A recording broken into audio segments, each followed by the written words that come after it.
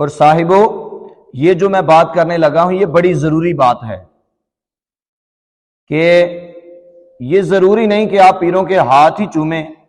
ہاتھ چومنا اتنا ضروری نہیں ہے جتنا ضروری اگر وہ قرآن و حدیث کے مطابق کوئی بات بتاتے ہیں وہ ضروری ہے، اس کو ماننا ضروری ہے.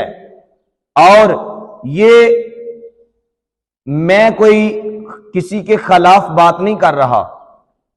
ادب پہلا کرینہ ہے محبت کے کرینوں میں.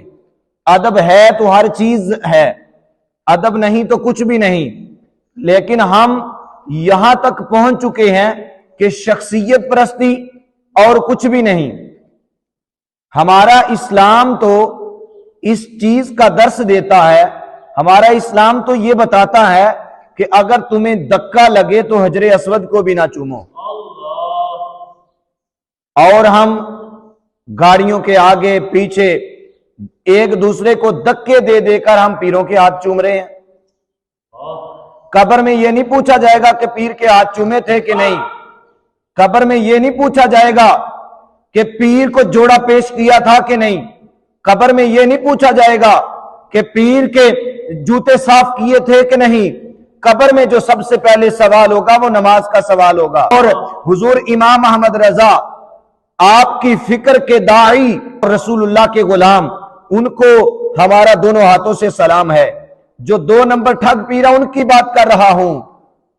میرے بھائیوں، یہ ماؤں اور بہنوں کے سامنے سرے عام جاتے ہیں. پیر جتنا مرضی متقی اور پرہیزگار ہو، وہ میری اور آپ کی ماں بہن کے لیے وہ غیر محرم ہے.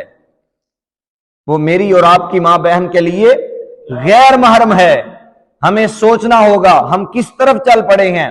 ان 2 نمبروں کو ہم نے مضبوط کیا ہے.